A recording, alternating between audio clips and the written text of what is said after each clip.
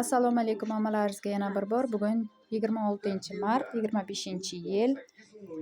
Yana bir zakasimizga paxta solishni boshladim. Bu zakasimiz G'ijduvonga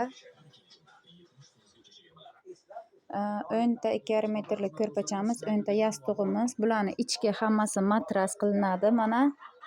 Keyin ustiga koreyskiy satindan lablubacha, bezakchalik, zamochkachalik bo'ladi. Xudo xohlasa bularni tikilish jarayonlarini ham sizlarga ko'rsatib o'taman. Mana paxtalarimizni bemalol ichki nimalarini ko'rishlaringiz mumkin. Oppoq paxta, top-toza paxta.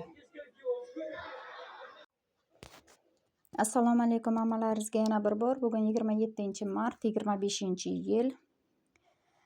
Mana bu 2,5 metrlik ko'rpachalarimizni ichidagi matraslari tayyor bo'libdi. 10 ta 10 ta 60 ga 60 yastiqchalarimizni ichidagi matraslari tayyor bo'lgan. Mana bitta yastiqchamizni ko'rsatib o'taman. Mana matrasimiz.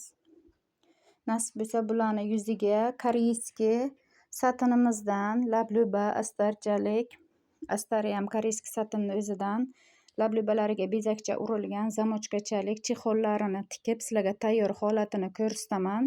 Nasib bo'lsa 2-3 kunga qolmay tayyor bo'ladi. Mana orqa tarafdagi tikilishlari paxtasi qalin solingan. Har bitta ko'rpachamizga 3,5 kilodan paxta solingan. Mana tayyor bo'lganlarini bu yerda yig'ib qo'yayapman. Mana bulari ham bor. Nasib bo'lsa tayyor bo'lsa sizlarga ko'rsatib boraman ishlarimni. Bugun 26-mart aziz opa-singillarim, mana ko'rishlaringiz mumkin. 10 ta 2,5 metrlik ko'rpachalarimizga paxta soldim. Bular hammasi ichidagi matraslari. Bularni hammasini yuzi koreyskiy satindan lablubalik, bezakchalik, zamochkachalik. Yastiqlarimiz ham 10 ta 60 ga 60 yastiqlarimiz. Hozirgi vaqtga endi chaqaloq uchun ko'rpachamiz.